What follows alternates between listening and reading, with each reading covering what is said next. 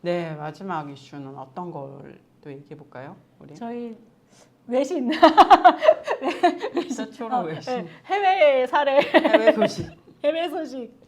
저희 트럼프, 저희 트럼프 저희 대통령을, 트럼프라니요? 네, 저희 트럼프 대통령을 이야기하지 않고 너네 페미니스트를 너희 저희 트럼프 아니고요. 우리는 윤석열이 있다. 우리한테는 그렇군요. 이준석이 있다. 이런. 아무튼 네. 네, 그래서 트럼프의 반여성 정책, 네, 반 맞습니다. 페미니즘 정책에 대해서 이야기를 해봐야 할 것 같고, 이게 단순히 미국의 그런 국한된 얘기는 아닌 거잖아요. 그게 전 세계에 미치는 악영향이 너무 맞아요. 크고, 한국도 저는 계속 미국을 따라가고 있는 것 같은 느낌이 들어서 이 이야기를 좀 하지 않으면 안 될 것 같습니다. 네, 최근에 또 이슈 뭐 트럼프가 근데 하루에 한 개 이상씩 지금 너무 큰 것들을 계속 서명하고 있어. 매일매일 하고 있어서 정말 따라잡기가 힘든데 최근에 좀 문제가 됐던 게 트랜스젠더 그 여성의 이제 스포츠 참여를 제한하겠다라는 네. 거에 또 사인을 하셨죠. 근데 그거 이외에도 되게 많은데, 음. 일단 그거인 거잖아요. 뭐 많군요. 네, 트럼프는 여성과 남성만을 공식 성별로 인정한다라고 하면서 행정명령을 계속 때리고 있는 거예요. 그 중에 하나가 이제 방금 말씀하신 맞아요. 것처럼 그러니까 트랜스젠더 여성의 스포츠 참여를 제한하는 거, 그러니까 여성 종목에 나갈 수 없거나 여성이 할 수 있는 그런 걸 못하게 한다거나 이게 하나인 거고, 그리고 19세 미만 청소년에 대한 성확정 의료 지원에 대해서도 제한한다. 제한했고요. 그리고 성전환자의 군 입대 금지. 네. 근데 미국 내의 성전환자가 2018년대 기준으로 14,000명이라고 합니다. 그거에 이제 트랜스젠더 여성을 남성 시설로 수용한다라는 방침도 세웠어요. 이거 여러분 아시죠? 이거 강간하라는 얘기인 것입니다. 너무 짜증나네. 네. 이런 일을 벌이고 있고 여기에 더해서 그런 임신 중지에 관련 그런 국제 금지 규정 이걸 재도입하는 것까지 뭔가 맞아요. 계속 이 그런 여성과 남성 그러니까 성별 이분법적인 그런 행정명령과 그런 임신 중지 이거에 이어지는 그런 것까지 되게 반페미니즘 정책을 계속 쏟아내고 있다. 이런 임신정지 이슈 같은 경우는 뭐 사실 뭐 다른 트랜스젠더 이슈도 그랬지만 대선 기간에서도 계속 이슈가 됐고 서로 논쟁, 민주당이랑 또 그런 논쟁도 있었는데 결과적으로 이제 트럼프가 됐기 때문에 요거를 또 이렇게 또 열심히 하려고 하는군요. 어쨌든 그동안 좀 이뤄냈던 어떤 젠더에 기반한 구분이나 이제 바이섹슈얼 그러니까 젠더가 두 개뿐이다 여성과 남성뿐이다 성이 이런 식의 사고를 좀 허무는 어쨌든 그런 운동들이 많았었고 어쨌든 그게 페미니즘의 성취로서 이렇게 왔던 건데 그걸 이제 무시하겠다 없애버리겠다 이런 의도로 보이죠. 그래서 그러네요. 그래서 최근에 이제 상징적이었던 저는 그걸 보고 어떤 거요? 어떤 그 사인하는데 이제 네. 여성 청소년들이 네. 이렇게 네. 뒤에 막 이렇게 배경으로 네. 막 이렇게 있는 그 사진을 보면서 참 이미지도 참 저렇게 해야 되나 생각을 하면서 여성을 또 도구했군요. 동원해서 네. 약간 물론 그분들이 동원 당하신 건지 정말 거기에 동의하시는 건지 모르겠습니다만 동의한 사람도 있겠죠. 이미지가 그러니까 참 대통령이 그렇다 됐겠지. 그런 생각을 좀 했고 어떻게 보시나요 이거에 대해서는? 네. 말씀하신 것처럼 되게 예견됐던 거여가지고 저는 트럼프가 미국 대통령이 다시 될 수 있을까 되게 그런 생각했었거든요. 근데 되는 걸 보고 너무 놀랐던 게 이 사람은 성범죄 혐의가 확정받은 사람입니다. 네. 성범죄 범죄가 확정을 받은 사람이었고 그런 상태에서 그리고 말씀하신 것처럼 이런 정책들을 예를 들면 뭐랄까 숨겼던 게 아니에요. 공약으로 제시했고 그리고 미국의 가장 큰 민주주의 역사의 가장 큰 흠집, 오명이라고 얘기할 수 있는 그 미 의회의 그런 폭도들이 난입했던 거 있잖아요. 그 사람들에 대해서도 이제 뭐랄까 가석방, 그러니까 풀어주겠다. 이것도 공약으로 제시했던 사람입니다. 하지만 이 사람 대통령이 된 거 맞아요. 이게 가장 놀랍다는 생각이 들고 그래서 이게 이거를 이제 준비하면서 되게 놀랍다 이런 생각을 했지만 생각해 보니까 우리도 여성가족부 폐지 이런 걸 얘기한 사람이 대통령이 됐고 지금 이 문제가 벌어지고 맞아요. 있다. 맞아요. 예. 근데 이게 뭐 최근에 뭐 흐름들이 사실은 다 무경화되는 경향들이 전체적으로 다양한 나라에서 이루어지고 있고 또 뭐 인셀이라고 하죠. 그쵸. 인셀 이 발음이 인셀. 맞나요? 인셀. 인셀이라고 하는 또 우파 남성들, 젊은 남성들이 또 온라인에서의 이런 테러 활동 이런 것들이 또 전반적으로 또 많은 것이 사실이기도 하고 또 이게 우파라고 기존의 이제 민주당 진보적인 세력을 지지하던 이제 국민들 시민들이 우파 후보를 지지하는 현상이 좀 공통적으로 나타나고 있는 가운데 또 트럼프를 다시 찍는 저도 재선이 설마 될까? 라고 생각했는데 재선이 되더라고요. 지금 그래서 그 얘기 되고 있는 거 알아요? 뭐요? 이번에 그 대선에서 조기 교체되고 조기 대선이 벌어지고 개헌하면서 우리도 중임제로 가자. 하면 다음에 윤석열이 될 수 있다. 누구야? 이런 얘기가 되고 있습니다. 누구야? 많이들 그래요. 누구야? 윤석열에 대한 지지도가 51%라고 하는 이런 말도 안 되는 설문조사가 이게 횡행하는 한국 사회에서는 그런 일들이 그런 뭐랄까 예측 그런 거 바라는 분들도 계시다. 근데 확실히 막 저의 상식으로는 이렇게 큰 잘못을 했는데 그를 지지하겠어라고 했지만 지지를 하는 사람들이 지금도 어쨌든 뭐 그게 퍼센테이지가 얼마인지는 모르겠습니다만 있는 거잖아요. 그쵸. 적극적으로 비호하고 있는 세력도 국민의 힘도 그렇게 하고 공당이 있고. 그러고 있고. 네, 요거를 좀 어떻게 봐야 되는지 좀 이런 생각은 좀 계속 드는 것 같아요. 그래서 그냥 저 진짜 이상한 사람들이라고 하면 답이 안 나올 것 같고 뭔가 다른 대책들을 좀 마련해야 되지 않나 이런 생각도 좀 들고. 근데 어쨌든 법을 유린했기 때문에 저는 이번에 이렇게 제가 법의 수호자인지죠. 제가 법을 수호하고자 하는 의지가 이렇게 큰지 처음 어디 가서 알았어요. 자파라고 얘기하면 안 돼. 처음 알았어요. 진짜 국가와 법을 수호하려고 하는 이 의지. 이거를 그래서 좀 이런 걸 좀 엄하게 다스려야 되죠. 라는 생각을 하고 있습니다. 예. 지난번에도 저희가 그랬죠. 법원에 들어가면 안 돼. 법원 여러분 이런 아유, 이야기 했지만 원래 원래 자파가 이런 것들 부정하는데 맞아요. 우리가 이런 이야기를 하고 있고 그렇습니다. 저는 좌파가 아닙니다. 예. 아 그래요? 네, 네. 좌파가 아닙니다. 그럼 자파가 아닌 것으로 네. 저분은. 저는 그냥 평범한 소신. 네. 그들이 얘기할 때 자파. 좌파. 그들이 이야기할 때 자파. 저는 보수 좌파. 보수적인 좌파다. 이 체제를 유지해야 된다는. 좌파 중에 보수? 그죠. 보수 좌파죠. 왜냐하면 뭐 우리 한국 사회 이 이념의 그런 이념의 스펙트럼이 좀 전통적인 유럽 사회랑 다르잖아요. 전통적인 유럽 사회에서 가져온 이념이 어쨌든 좌파 우파 이 이념인데 우리는 북한이 껴있죠. 우리는 북한도 있고 그리고 약간 뒤틀려 있어. 그래가지고 뭔가 반공주의도 있고 민주주의도 있고 막 그래서 좀 다르다.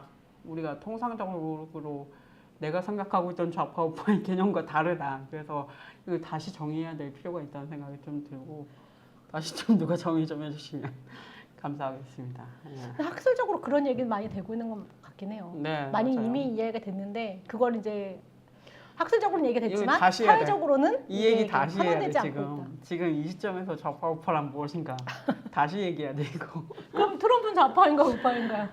그게 어렵죠. 약간 저 이런 말 되게 죄송한데 약간 공산당 같기도 하고 그렇지 않아요? 다 막 부셔버리고 자본주의적으로 했던 게 어쨌든 무역 협정이 되게 자본주의가 전 세대의 자본주의가 해놨던 건데 이거 다 자국이 기준을 깨부셔. 가겠다. 관세 막 먹이고 25% 매기겠다. 막 그래서 우리만 약간 고립되시려고 하는 건지 뭔지 모르겠지만 이거 자체가 되게 저는 되게 미국이 했던 자본주의적인 어떤 흐름들을 다 파괴하는구나 그런 생각이 근데 들면서 말씀하신 것처럼 과거에 이렇게 쌓아왔던 것들을 무너뜨리면 그 사람이 이제 고립을 원하냐라고 했는데 고립이 돼야 되잖아요. 근데 강자들, 권력자들은 고립되지 않습니다, 여러분. 그죠? 이번에 일본 보세요. 막 선물 갖다 바치고. 아 그랬어? 네, 나 몰랐네. 본인들이 올리려 관세를 높이겠다 얘기하고 그러고 있잖아요. 몰랐네. 그러니까 고립되는 소수자가 이렇게 되면 고립되지만 1조 달러 투자하겠다고 했다고. 네. 그러고 있습니다. 어. 일본이 그러고 있고 우리나라는 아직 여전히 전화 통화도 못 하고 있다. 네. 아니 전화할 사람이 없잖아.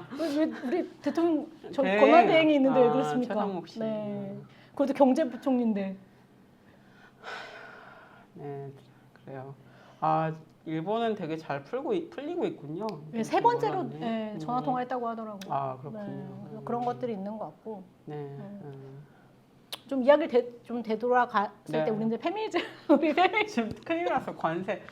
지금 오늘 우리 페미묻다 맞아? 오늘 자동차랑 왜 우리 트럼프로 왜 우리 자동차랑 나라 지금, 걱정을 해주고 나라 걱정 우리 나라는 우리 걱정도 안 해주는데 반도체랑 지금 나 지금 우파가 아니라 좌파. 아까 뭐라고 했지? 좌파.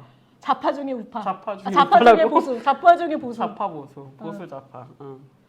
그런 말 있었다 옛날에 좌파 중에 제일 우파.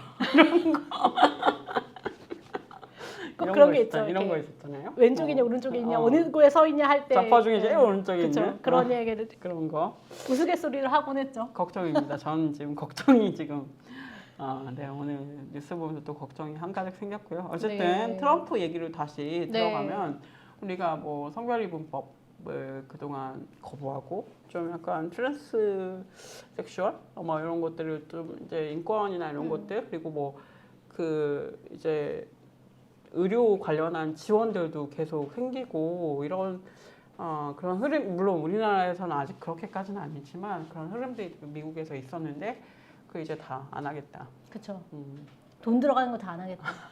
돈 들어가. 국가가 돈 들어가는 걸 안 하면 뭘 하려고 하는지 모르겠는데. 기업이 주나 봐요. 기업이 잘 먹고 잘 사는 네, 사회가 그런 되기. 거 같지도 않고. 네, 어떻게 보시나요 이거에 대해서? 일단 뭐랄까 혐오를 자신이 정치적 자산으로 삼고 있는 거잖아요. 저는 그 욕망들이 이제 표출된 거고 그것이 권력을 주어줬어요. 본인에게, 트럼프에게, 그리고 윤석열에게. 저는 이게 문제라고 생각되거든요. 이런 혐오를 했더니 내가 권력자가 됐다라는 거. 이게 학습이 효과가 저는 있다고 생각이 돼요. 그래서 이런 것들을 계속 하고 있는 거고 한국에서도 당연히 좀 제가 윤석열 얘기도 했지만 비슷한 게 가고 있다라고 생각이 들어가지고 그게 좀 더 좀 우려되는 것 같아요. 그러면 사실 우리나라에서도 뭐 윤석열도 그렇고 이준석도 그런 혐오 정치를 가지고 와서 그렇죠.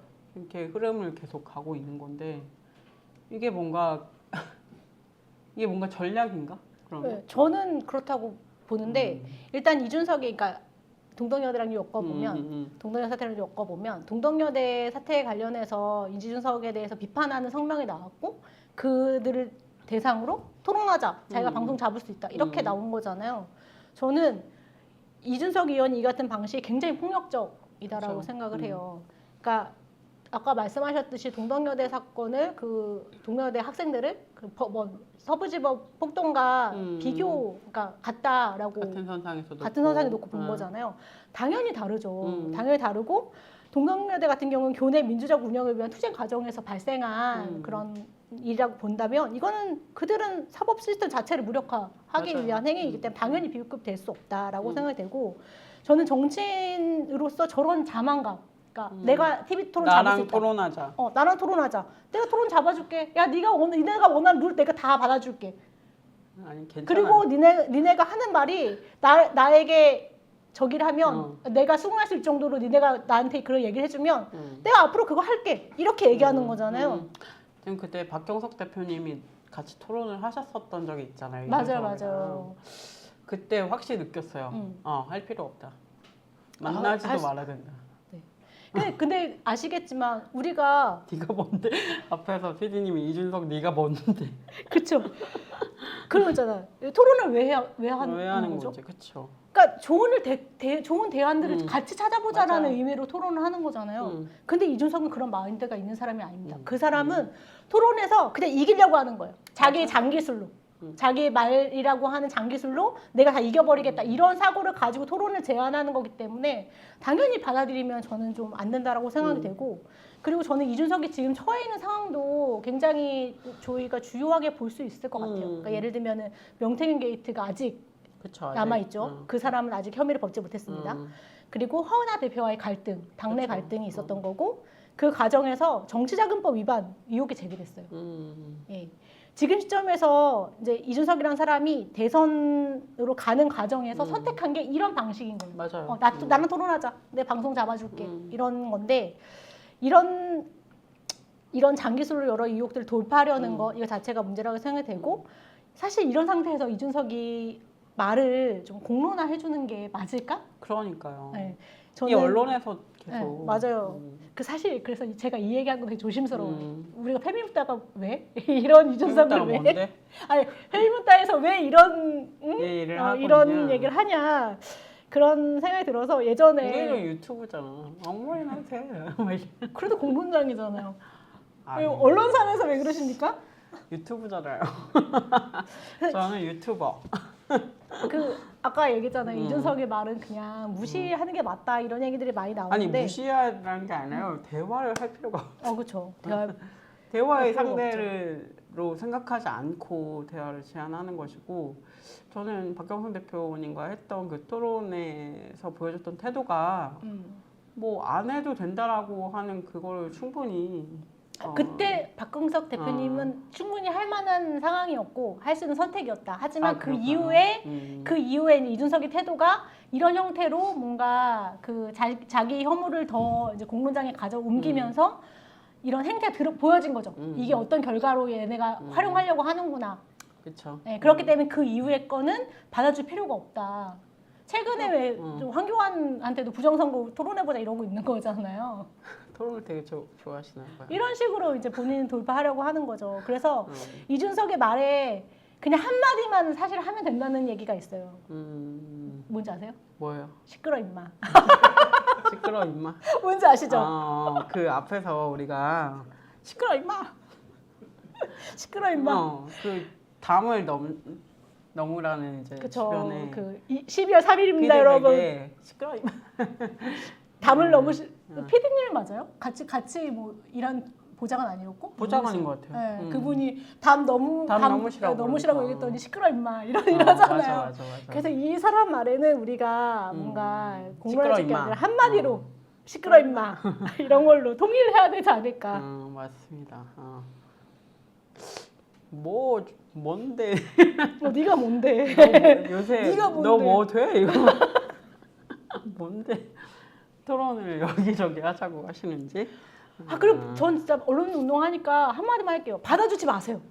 그 토론하고 자기가 방송 잡아주겠다라고 자신 있게 얘기할 수 있는 배경이 있는 것입니다. 받아주니까 언론사에서. 좋아하는 분들이 있죠 또. 이준석을 좋아하는 분들이 있어요. 방송들이 있어요. 네, 받아주지 마시기 바랍니다. 이런 거 절대 안 됩니다. 네, 지금 화면에 잠깐 나갔는데 이제 윤유경 기자님이 또 미디어오늘 기자님 우리 나오셨던 동덕여대 시위에서 이제 이준석이 어떻게 이슈를 가지고 가려고 하는지 뭐 이런 걸 또 비판하신 또 기사를 쓰셨더라고요. 그래서 이것도 같이 읽어보시면 좋을 것 같습니다. 네.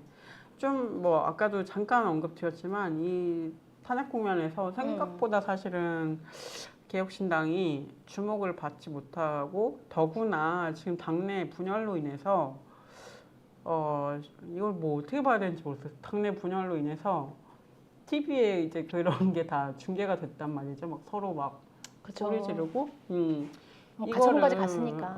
이거를 본 이제 시민들의 입장에서는 이걸 어떻게 생각할지. 근데 그런 것 때문에 아무튼 이런 혐오 정치로 이제 이준석 씨가 늘 해왔던 쉽게 택해왔던 방식으로 들어오는 거 아닌가 이런 생각을 해보고요. 와 어쩌다 보니까 혐오 이런 거 얘기하다가 보니까 또 이준석으로 또 우리 안에도 혐오가 있으니까. 이준석 트럼프 씨로, 얘기하다가 네. 왔는데 다시 트럼프 얘기로 좀 돌아가서 정리를 좀 해볼까요? 그러면 네, 저희 시간도 되고 하니. 네. 한 50분 정도 했으니까 이제 좀 마무리해보겠습니다. 제가 이걸 아이템으로 하자고 했는데 이유는 하나였던 것 같아요. 초반에 얘기했지만 미국의 상황과 우리의 상황이 다르지 않다. 우리도 그렇게 가고 있다.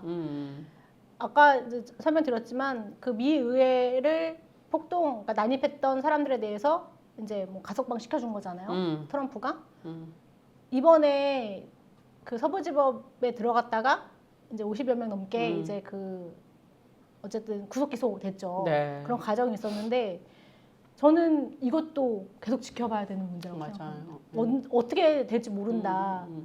다음 조기 대선에서 국힘이나 아니면은 그 대선 후보들이 어떤 입장을 가지고 있는지 윤석열에 대한 사면 포함해서 이런 것도 계속 봐야 되는 문제라고 생각이 되고 그렇기 때문에 트럼프의 이야기를 우리가 지금 이 시점에서 하는 게 되게 중요하다. 그 혐오 정치가 어떻게 나아가고 있는지, 그게 왜 문제인지, 그리고 그런 것들 가져올 그런 문제들 이런 것까지 같이 봐야 한다. 그래서 네. 우리 사회는 모르겠어요. 우리가 더 앞섰다는 얘기도 있어요. 우리는 서부지법까지 침탈당한 상황이니까. 하지만